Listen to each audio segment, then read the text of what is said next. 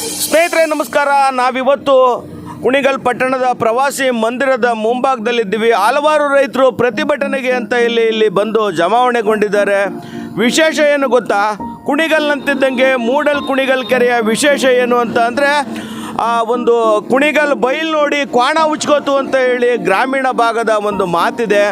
ಹಸಿ ಭತ್ತ ಬಿಸಿ ಬೆಲ್ಲ ಈ ಭಾಗದಲ್ಲಿ ತಪ್ತಿರಲಿಲ್ಲ. ಅದಕ್ಕೆ ಮೂಲ ಕಾರಣವಾಗಿದ್ದಂಥದ್ದು ಮೂಡಲ್ ಕುಣಿಗಲ್ ಕೆರೆ. ಅಂತಹ ಮೂಡಲ್ ಕುಣಿಗಲ್ ಕೆರೆಯ ತೂಬಿಗೆ ನಮ್ಮ ರಾಜಕೀಯ ವ್ಯವಸ್ಥೆ ಅಥವಾ ನೀರಾವರಿ ವಿಚಾರಗಳಲ್ಲಿ ಈಗಾಗಲೇ ಅದನ್ನು ತೂಬನ್ನ ಬಂದ್ ಮಾಡಿ ಇಲ್ಲಿ 2 ತೂಬುಗಳಿವೆ, ರಾಮಬಾಣ ಮತ್ತು ಲಕ್ಷ್ಮಿ ಅಂತ ಹೇಳಿ 2 ಹಂತದ ತೂಬುಗಳನ್ನು ಕೂಡ ಬಂದ್ ಮಾಡಿ ರೈತರಿಗೆ ನೀರು ಕೊಡದೇ ಇರುವಂಥ ಒಂದು ಕೆಟ್ಟ ವ್ಯವಸ್ಥೆ ಉಂಟಾಗಿತ್ತು. ಈ ಬಗ್ಗೆ ಹಲವಾರು ರೈತರು ಇಲ್ಲಿ ಜಮಾವಣೆಗೊಂಡಿದ್ದಾರೆ. ಆ ತೂಬನ್ನು ಪುನಃ ಓಪನ್ ಮಾಡಬೇಕು, ಸಾರ್ವಜನಿಕರಿಗೆ ರೈತರಿಗೆ ನೀರು ಕೊಡಬೇಕು ಅಂತ ಹೇಳಿ ಅವರ ಬೇಡಿಕೆಗಳೇನಿದೆ ಕೇಳ್ತಾ ಹೋಗೋಣ. ಇವತ್ತು ತುಮಕೂರು ಜಿಲ್ಲಾ ರೈತ ಸಂಘ ಮತ್ತು ರೈತ ಪರ್ವದ ಜಿಲ್ಲಾಧ್ಯಕ್ಷ ಮುನಿಯಪ್ಪ ಮಾತಾಡೋದು. ಇವತ್ತು ಆಲೆ 10-12 ವರ್ಷ ಆಗಿದೆ ದೊಡ್ಡಕೆರೆಯಲ್ಲಿ ತೂಬಿಗೆ ಸಿಮೆಂಟ್ ತುಂಬಿ ಇನ್ನೊಂದು ತೂಬಿಗೆ ವೆಲ್ಡಿಂಗ್ ಮಾಡಿಸಿ ಇವತ್ತು ತೋಟ ದುಡ್ಕೆರೆಗೆ ಒಂದು ಅನಾನುಕೂಲ ಆಗ್ತಾಯಿದೆ. ತಿಂಗಳಿಗೆ 1-2 ಬಾರಿನಾದ್ರು ಕಾಲುವೆಯಲ್ಲಿ ನೀರು ಬಿಟ್ಟರೆ ಇವತ್ತು ರೈತರುಗಳಿಗೆ ಭಾಳ ಅನುಕೂಲ ಆಗುತ್ತೆ, ಅಂತರ್ಜಲ ಉತ್ಪತ್ತಿ ಆಗುತ್ತೆ.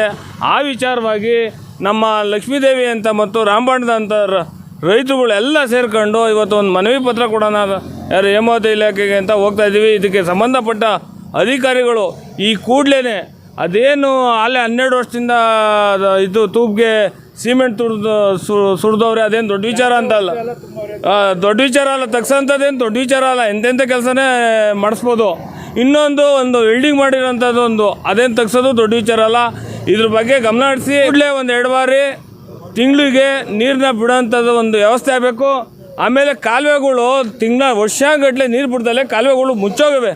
ಆ ಕಾಲುವೆಗಳನ್ನ ಒಂದು ಕ್ಲೀನ್ ಮಾಡಿಸೋಂಥ ಒಂದು ವ್ಯವಸ್ಥೆ ಆಗಬೇಕು ಅಂತ ಈ ಏನು ಹೇಮಾವತಿ ಅಧಿಕಾರಿಗಳು ಅವರೇ ಅವ್ರನ್ನಲ್ಲಿ ಹೇಮಾವತಿ ಆಫೀಸಲ್ಲೇ ಧರಣಿ ಮಾಡ್ತೀವಿ. ಹೇಮಾವತಿ ಗೇಟ್ಗೆ ಬೀಗ ಹಾಕ್ತೀವಿ. ನಮ್ಮ ಹೇಳಿರೋ ಇದಕ್ಕೆ ಸ್ಪಂದಿಸದೆ ಹೋದರೆ ಈಗಾಗಲೇ 3-4 ಸತಿ ಬಂದು ಹೇಳಿದ್ರು ಕೂಡ ಇವಾಗ ಬರ್ತೀವಿ ನಾಳೆ ಬರ್ತೀವಿ ಅಂತ ಹೇಳಿ ಹಿಂಗೆ ಉದಾಸೀನ ಮಾಡ್ತಾವ್ರೆ. ಆ ಕಾಲುವೆಗೆ ತ್ಯಾಜ್ಯ ವಸ್ತುನೆಲ್ಲ ತುಂಬವ್ರೆ. ಆ ಕಾಲುವೆಗಳಿಗೆ ಊರಲ್ಲಿರೋ ತ್ಯಾಜ್ಯ ವಸ್ತುನೆಲ್ಲ ತುಂಬಿ ಅದನ್ನೆಲ್ಲ ಮುಚ್ಚಿ ಮತ್ತು ಅಲ್ಲೆಲ್ಲ ಕಾಲುವೆ ಏರಿನೆಲ್ಲ ಹಾಳು ಮಾಡಿದ್ದಾರೆ. ಅದನ್ನೆಲ್ಲ ಸರಿ ಮಾಡಿ ಕಾಲುವೆನ ಕ್ಲೀನ್ ಮಾಡಬೇಕು ಅಂತ ಹೇಳಿ ತಮ್ಮಲ್ಲಿ ಮನವಿ ಮಾಡ್ತಾಯಿದ್ದೀವಿ. ಲಕ್ಷ್ಮಿ ಅಂತ ರಾಮಬಾಣ ಈ 2 ಜಾಗದಲ್ಲಿ ಇವರು ನೀರಿನ ವ್ಯವಸ್ಥೆ ಮಾಡಿಕೊಟ್ರೆ ಸಾವಿರಾರು ಬೋರ್ಗಳು, 100 ಜನ ರೈತರುಗಳು ಆ ಬೋರ್ ನಂಬ್ಕೊಂಡು ಆ ನೀರಿನ ನಂಬ್ಕೊಂಡು ಸೊಪ್ಪು ಬೆಳೆಯೋದಾಗಲಿ, ಅಡಿಕೆ ತೋಟ ಆಗಲಿ, ತೆಂಗಿನ ತೋಟ ಆಗಲಿ 100 ಬೆಳೆನ ನಂಬ್ಕೊಂಡು ಜೀವನ ಮಾಡ್ತಾಯಿದ್ದಾರೆ. ಇವರು ಅದಕ್ಕೆ ನೀರು ಬಿಟ್ಟರೆ 100 ಬೋರ್ಗಳು ಓಡ್ತವೆ, ರೈತರಿಗೆ ಅನುಕೂಲ ಆಗುತ್ತೆ. ಅಧಿಕಾರಿಗಳು ಎಲ್ಲ ವಿಚಾರದಲ್ಲೂ ಮುಂದೆ ಹೋಗಿ ಮಾಡ್ತಾರೆ, ನಮ್ಮ ರೈತರ ವಿಚಾರ ಬಂದರೆ ಭಾಳ ಹಿನ್ನಡೆ ಮಾಡ್ತಾರೆ. ದಯಮಾಡಿ ಈ ವಸಂತವಾಣಿ ಚಾನಲ್ ಮೂಲಕ ಅವ್ರಿಗೆ ಹೇಳ್ತಾ ಇದ್ದೀವಿ, ದಯಮಾಡಿ ಈ ಕೂಡಲೇ ನಮಗೆ ಆ ಸಿಮೆಂಟ್ ಮುಚ್ಚಿರೋದನ್ನ ತೆರವು ಮಾಡಿಕೊಡ್ಬೇಕು ಮತ್ತು ಆ ವೆಲ್ಡಿಂಗ್ ಆಗಿರೋದು ತೆರವು ಮಾಡಿಕೊಡ್ಬೇಕು. ಇದನ್ನು ಮಾಡದೆ ಹೋದರೆ ಮುಂದಿನ ದಿನದಲ್ಲಿ ಎಲ್ಲ ರೈತರುಗಳು ಒಗ್ಗಟ್ಟಾಗಿ ಇನ್ನು ಅತಿ ಹೆಚ್ಚಿನ ರೀತಿಯಲ್ಲಿ ಹೋರಾಟ ಮಾಡಿ ಹೇಮಾವತಿ ಕಚೇರಿಗೆ ಬೀಗ ಹಾಕುವಂಥ ಪರಿಸ್ಥಿತಿ ಬರುತ್ತೆ.